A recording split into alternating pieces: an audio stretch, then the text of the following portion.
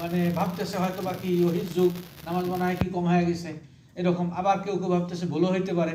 কোনো সাহাবী কথা বলতেছেন, আবু বকর ওমর উপস্থিত ছিলেন। তখন একজন সাহাবী, ওনার নাম হলো জুলিয়াদাইন, হাত লম্বাওয়ালা, উনি রসুলের কাছে যা বললেন, ইয়া রাসূলুল্লাহ কুসিরাতের সলাতো আম নাসিতা, নামাজ কি কম হয়েছে নাকি আপনি ভুলে গেছেন? তখন রাসূল সাল্লাল্লাহু আলাইহি ওয়াসাল্লাম বললেন, নামাজ কমও হয় নাই, আমি ভুলও করি নাই। তখন আবু বকর ওমর বললেন যে আল্লাহ রসুল, না আসলে আপনি নামাজ 2 রাকাত পড়ছেন। হ্যাঁ, কি করছেন? তখন রাসূল সাল্লাল্লাহু আলাইহি ওয়াসাল্লাম মসজিদে ঢুকে গেলেন, এবারে 2 রাকাত পড়লেন এবং সুজদা দিলেন। তাহলে একই সিস্টেম যদি 1 রাকাত বাদ যায়, তবে খেয়াল করতে হবে এই যে স্মরণ হওয়া, এটা যদি লম্বা টাইম হয়ে যায়, উযু নষ্ট হয়ে যায়, তাহলে পুরো নামাজ পড়তে হবে।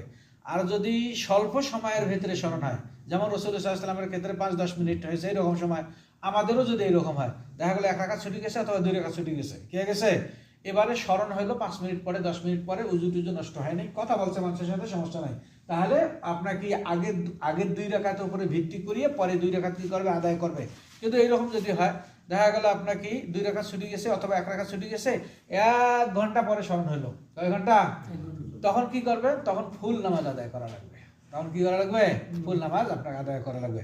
আর যদি আপনি স্বল্প সময়ের ভিতরে হয়ে যায়, তাহলে ওই রাকাতটা আদায় করবে এবং সুজদা কি করবে, দেবে।